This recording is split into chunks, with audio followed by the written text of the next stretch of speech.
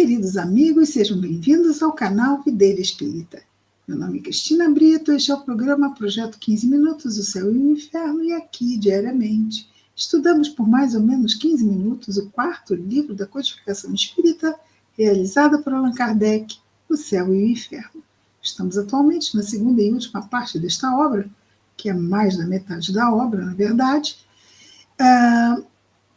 que trata dos exemplos. Kardec vai evocar vários tipos de espíritos. E aqui no capítulo 2 ele evoca os espíritos felizes. Viveram bem, morreram bem, foram para bons lugares e vêm dar seus testemunhos. Hoje vamos começar os testemunhos da senhora viúva Foulon, que, quando solteira, se chamava Wallis.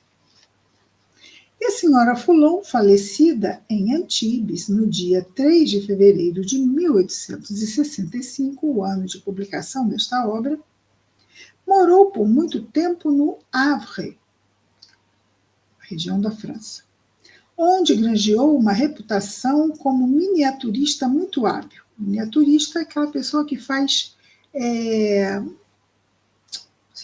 esculturinhas pequenininhas de tudo. Faz miniaturas, miniaturista, e ela tinha talento, e isso era um hobby para ela. Muito talentosa, no início não foi senão uma distração, mas, mais tarde, quando vieram os maus dias, soube tirar deste hobby um precioso recurso.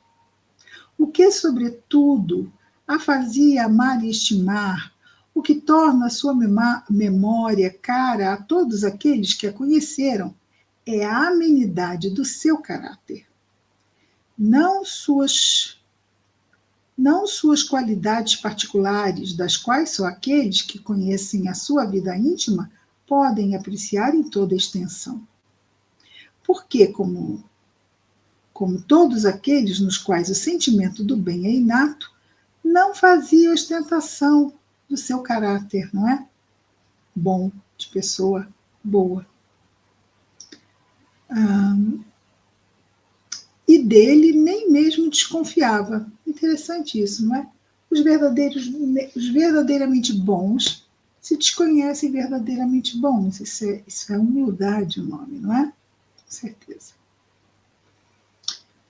Se há alguém sobre quem o egoísmo não tinha nenhuma pressa não, vou repetir. Eu li com um S a mais, mas não tem. Se há alguém sobre quem o egoísmo não tinha nenhuma presa, não aprendia de forma alguma, se havia uma pessoa assim, era ela, sem dúvida. Não é egoísta. Talvez jamais o sentimento... Chegam todas as letrinhas misturadas. Talvez jamais o sentimento de abnegação pessoal foi levado mais longe do que com a senhora Foulon. Sempre pronta a sacrificar seu repouso, a sua saúde, os seus interesses para aqueles a quem podia ser útil. Sua vida não foi senão uma sequência de devotamentos, como não foi ela, desde a sua juventude, senão uma longa sequência de rudes e cruéis provas, diante das quais a sua coragem, a sua resignação e a sua perseverança jamais faltaram. Mas, sua visão, fatigada por um trabalho minucioso, se extinguia dia a dia. Imaginem, fazer esculturas num palito? Nossa, realmente. Sua visão, cansada por um trabalho minucioso, se extinguia dia a dia. Ainda algum tempo e a cegueira, já muito avançada, seria completa. Quando a senhora Foulon teve conhecimento da doutrina espírita, isso foi para ela como um raio de luz. Pareceu-lhe que um véu se levantou sobre alguma coisa que não lhe era desconhecida, mas da qual não tinha senão uma vaga intuição. Também estudava a doutrina espírita com ardor, Mas, ao mesmo tempo, com essa lucidez de espírito, essa justeza de apreciação que era própria de sua alta inteligência.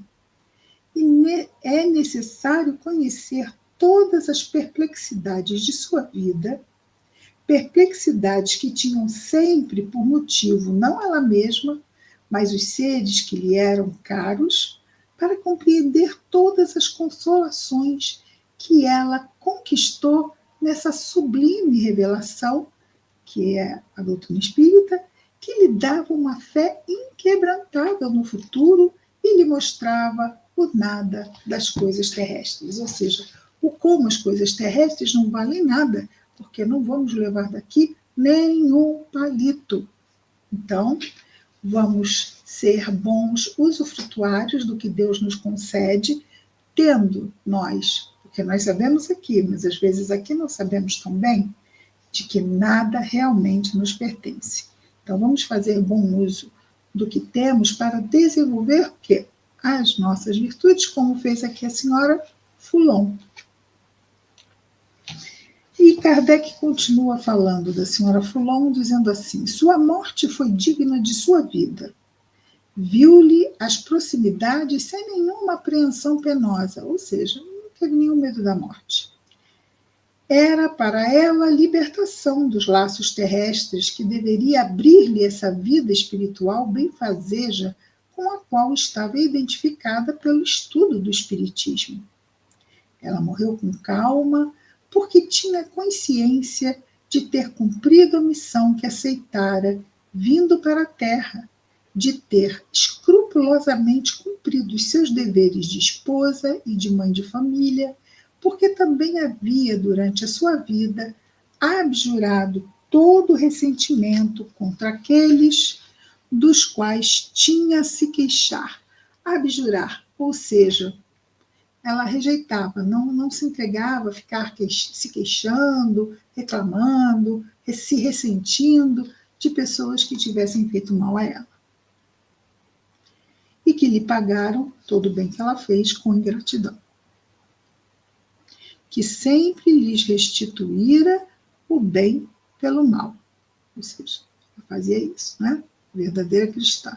Lhe fazia o mal, ela retribuía com o bem.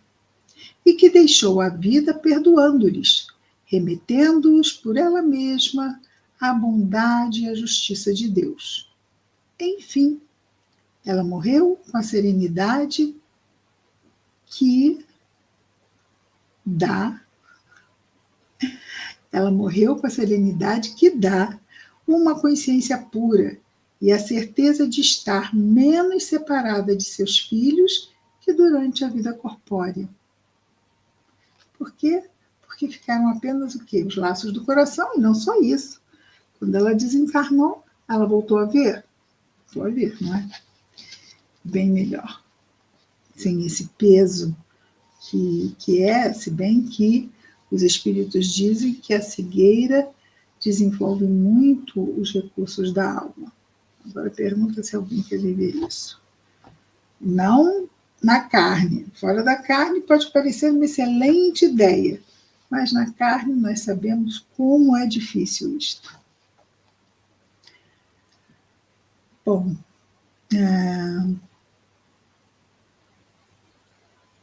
assim, estava, depois de desencarnada, mais perto de seus filhos do que durante a vida corpórea. E ele explica: uma vez que poderá doravante estar com eles em espírito, sobre qualquer ponto do globo terrestre em que se encontrem, ajudá-los com os seus conselhos e cobri-los com sua proteção. Estamos falando de um tempo que não tinha avião, não é?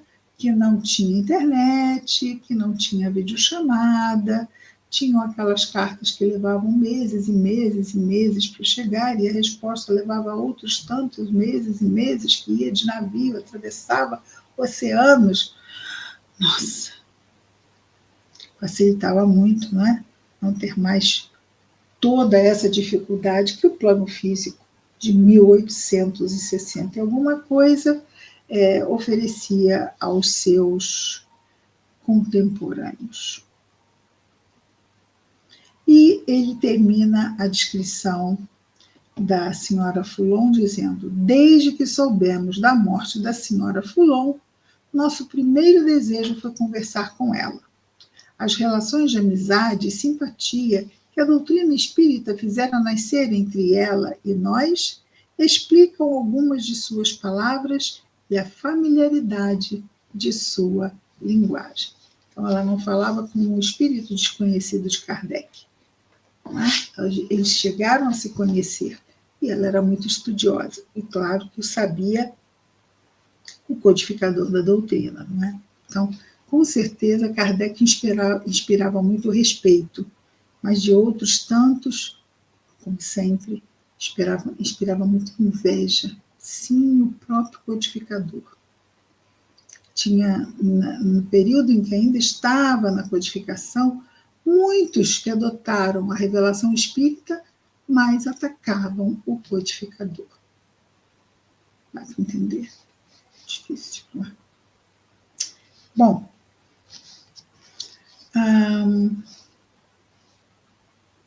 não vamos entrar nesta primeira mensagem, vamos deixar para amanhã.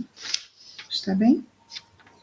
Vamos ficar por aqui hoje, mais cedo que o habitual, mas às vezes terminamos bem mais tarde. Né?